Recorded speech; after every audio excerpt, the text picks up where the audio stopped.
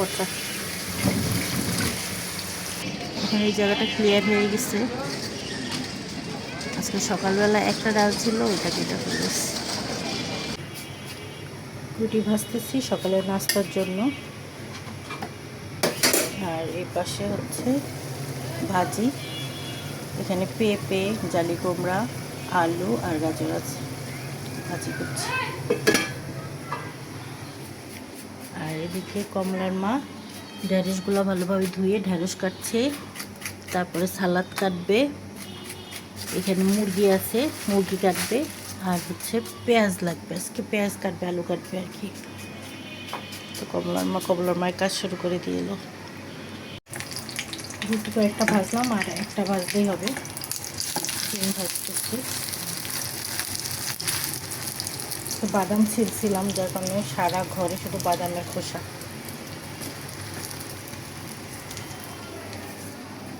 আর কমলার মায়েরও কুটা বসে সালাদ কাটা শেষ, ঢেঁড়স কাটা শেষ, পেঁয়াজ কাটতেছে। মুরগি কাটবা আর আলু কাটবা না, তাহলে শেষ।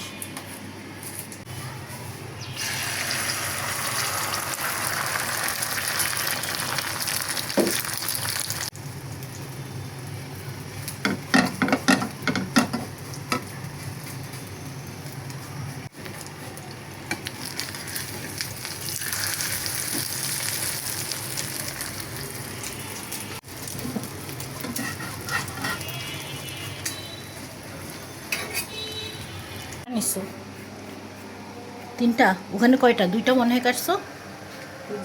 হ্যাঁ, দুইটা কাটছো আর হাতে দুইটা আছে। না না, এই দুইটাই কাটো। মুরগি কাইটা কাপড় চোপড় মিলবা, নাস্তা খেয়ে নিবা, নাস্তা খেয়ে তারপরে কাপড় চোপড় মিলবা। রোদ উঠছে, আবার কখন বৃষ্টি নামে বলা যায় না। হাঁড়ি পাতিল ধুতে টাইম লাগবে না, আগে হাঁড়ি পাতিল কাপড় মেলা, পরে এসে হাঁড়ি পাতিল ধোবা।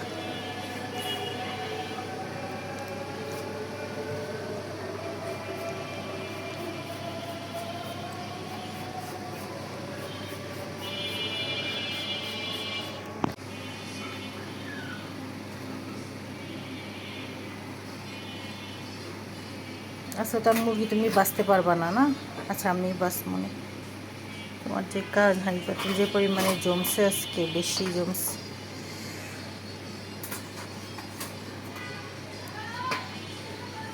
হ্যাঁ, এটা বুকে পিজা একটা সরাও, কাটো ওইটা হাতে যেহেতু নিশ্চয়ই।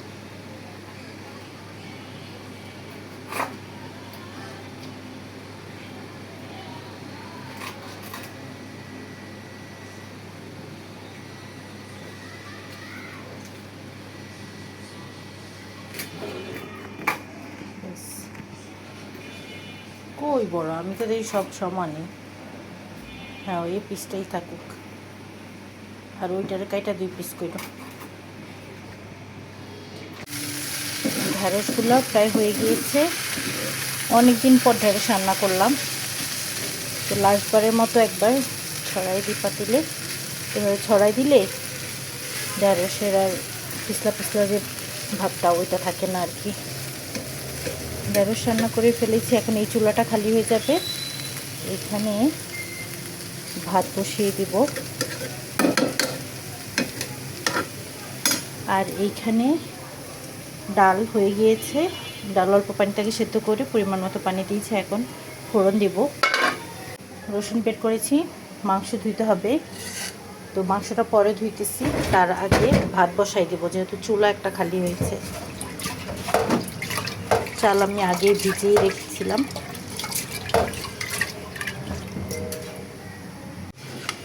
ডালে ফোড়ন দেওয়া শেষ, তো একে একে রান্না শেষ করছি আর কি।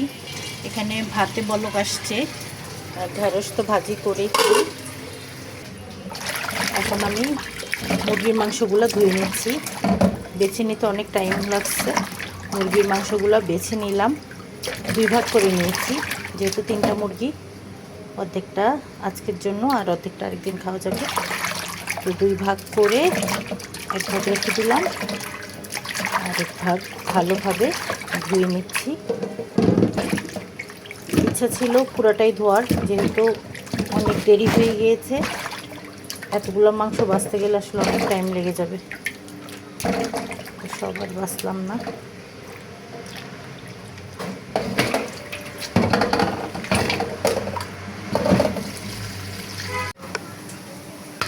ধুয়ে নিলাম মুরগির মাংসগুলা। এখানে পেঁয়াজ দিয়ে দিলাম। আগে মশলাগুলো কষাবো, তারপর মাংস দেব। তো এখন গরম মশলা আর অন্যান্য মশলাগুলোও দিয়ে দেব। মশলা কষানো শেষ, এখন মাংস দিয়ে দিচ্ছি।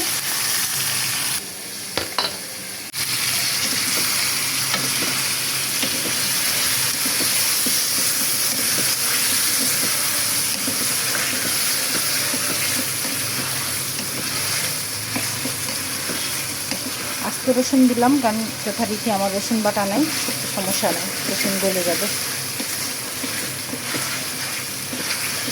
এক সপ্তাহ থেকে আমি এইভাবে ফাঁকিবাজি করেই রান্না করছি।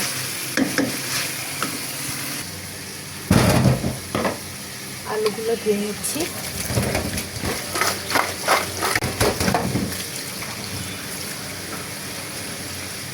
পচা কমলার আবার পচা ভালো বুঝে না। মাংস একটু কষিয়ে নিলাম আগে, এবার আলু দিয়ে দিলাম। আলু দিয়ে একটু কষাবো, তারপর ঝোল দেবো।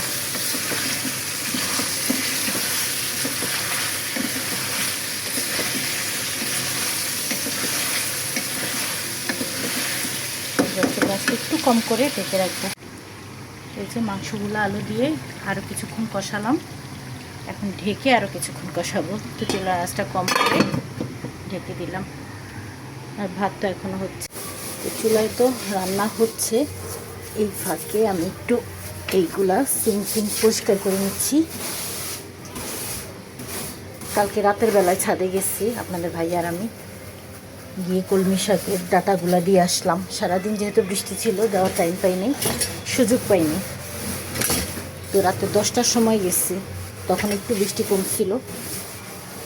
আর কিছু কিচেন ডাস্ট রেখেছিলাম, যেগুলা মাটির সাথে দিলে সার হয়ে যায় আর কি, জৈব সার। তো ওগুলোও মাটির মধ্যে দিয়ে আসলাম, দিয়ে মাটি চাপা দিলাম। বস্তা একটা রেডি করছি কচু গাছ লাগানোর জন্য। কচু গাছগুলো বড় হয়ে গেছে, 2-3টা আলাদা করে ফেলবো। তো ছাদে গিয়েও শান্তিতে কাজ করতে পারি নাই। আমরা যাওয়ার সাথে সাথে আবার ছিটা ছিটা বৃষ্টি। এক পর্যায়ে বৃষ্টি এমন বাড়লো, এক দৌড়ে বাসায় ঢুকতেই বাসায় এসে বিসমিল্লাহ পরে ঢুকতেই চলে গেল কারেন্ট।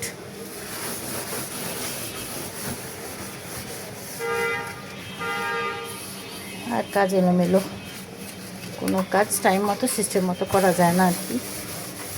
এখানে খাই পাতি লোকালকে বেশি হয়েছে, রাতেরবেলা পিজা টিজা বানাইছিলাম, কিছুই ভিডিও করি নাই, বানাইছি আর খাইছি। এগুলো পরিষ্কার করা হয় নাই।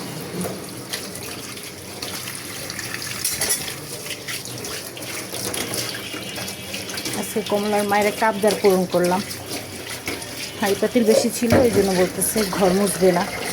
তা খুব অনুরোধ করে বলতেছে আর কি।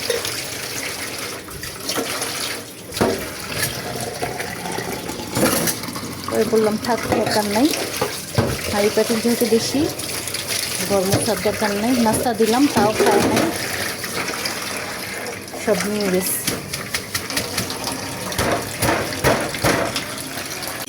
গাছের বাকি অবশিষ্ট অংশ কেটে ফেলছে, শুধু গোড়ালিটুকু আছে, যেটা ওরা পিলার হিসাবে আর কি টিনটাকে আটকে রাখছে, এই জন্য ওইটা কাটে নাই, আর সব কেটে ফেলছে। এখন এই জায়গাটা পুরো পরিষ্কার হয়ে গেছে। একদিক দিয়ে ভালো হয়েছে, মশা কম হবে।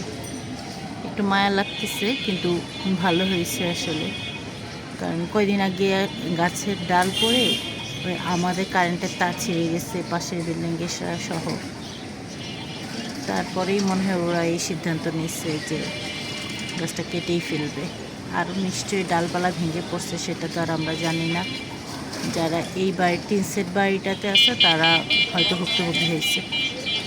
তো অনেক প্রায় 60-70 বছর আগের পুরনো গাছটা কেটে ফেলছে। আমাদেরও জন্মের আগে, আমরা যখন অনেক ছোট, তখন এদিক দিয়ে যেতে এই গাছটা দেখতাম। অনেক আম ধরতো, প্রতি বছরই আমাদেরকে আম দিত। এখন এই জায়গাটা ক্লিয়ার হয়ে গেছে। আজকে সকালবেলা একটা ডাল ছিল, ওইটা কেটে ফেলেছে।